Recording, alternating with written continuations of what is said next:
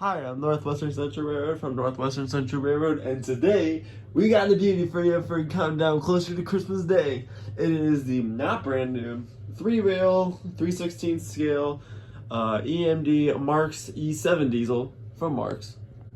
So in typical fashion for my collection of Marx trains, I had to get an E7, and this model does not disappoint. The original, I believe it's a 3,000 horsepower 6-axle diesel engine, was pretty common around the early 50s through the 60s and 70s, and it shows. I mean, a lot of companies really wanted to use this engine until it got overshadowed by the more popular and powerful E8 and E9 style diesels.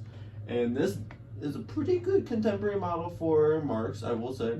So Marx's original E7 molding came out in 1952, when they fully started embracing plastic train production ever since the ending of World War II, in favor for more highly detailed and cheaper trains.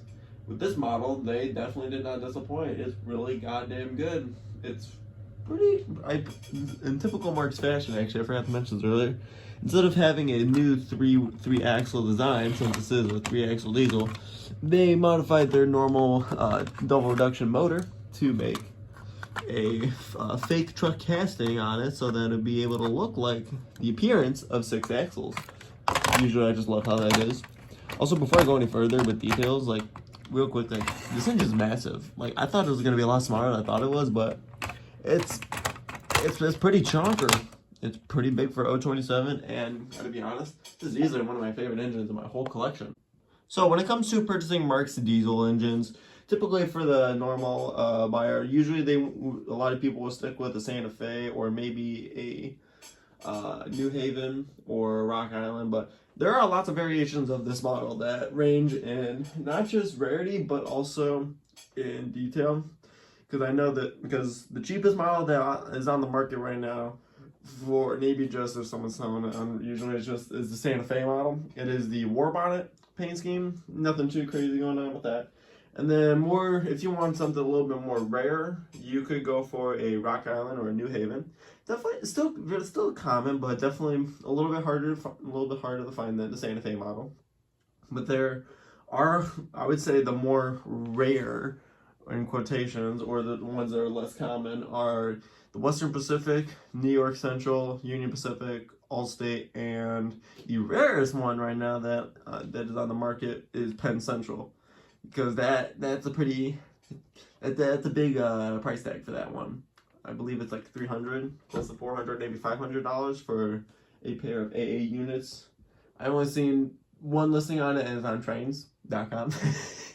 The only difference with all these Marx diesels is literally the shell. There's nothing else different about it if you want to get a powered engine. It's just how rare the shell is.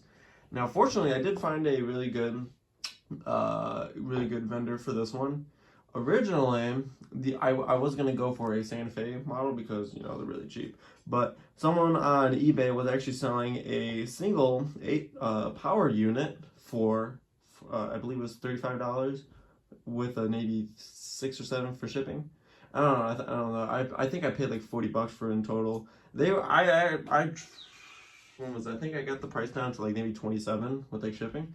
This is legitimately a bargain and a half. You cannot go any cheaper than that. These engines are not rare. They are highly sought after, and they are very expensive. If you want to, if the more common price I've seen people price on that, which about $50 to $100 maybe, just for one unit or with a non-powered A unit.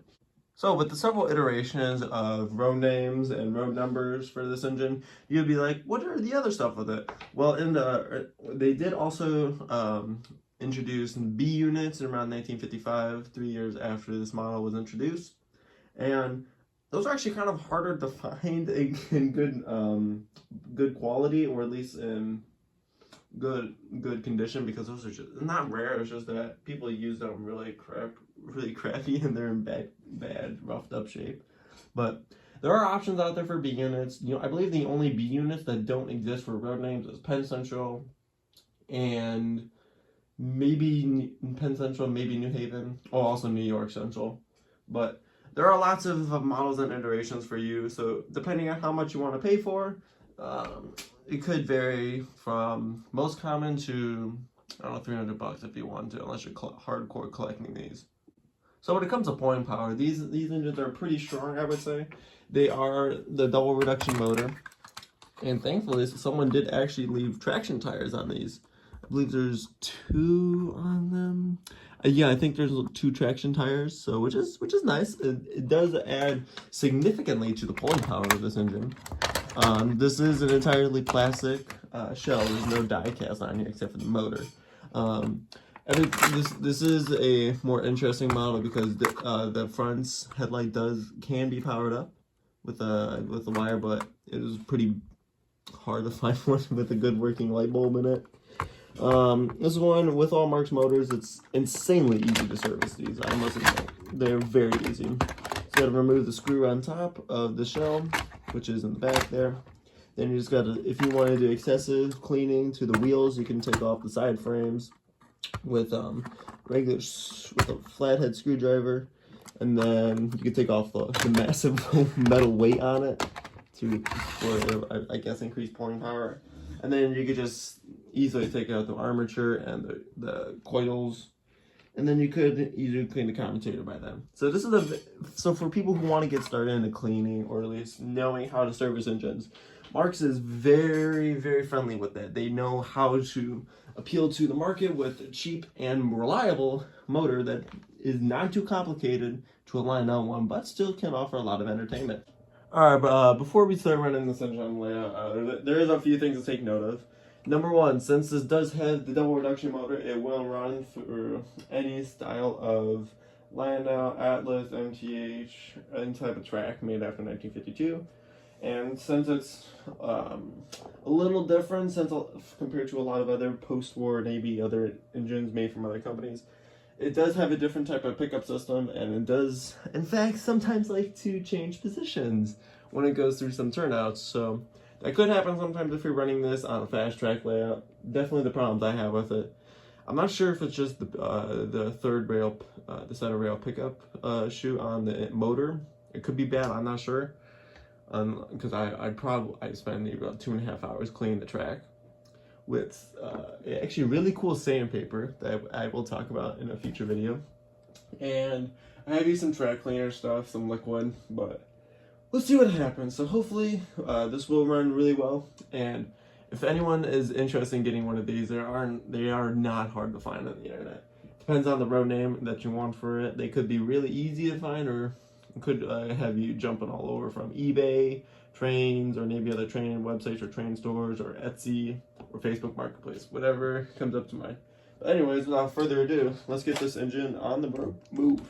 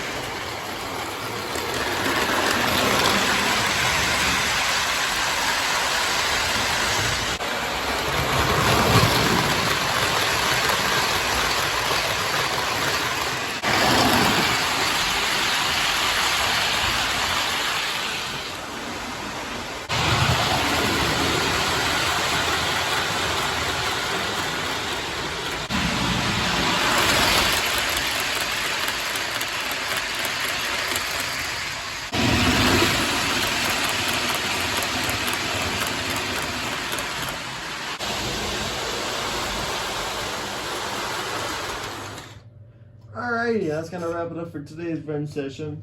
It's a really nice engine, it really is. It did have some problems starting out, but like I said earlier, these engines are very easy for maintenance and service. If I recommend a video, I would say check out Toy Train Tips and Tricks channel.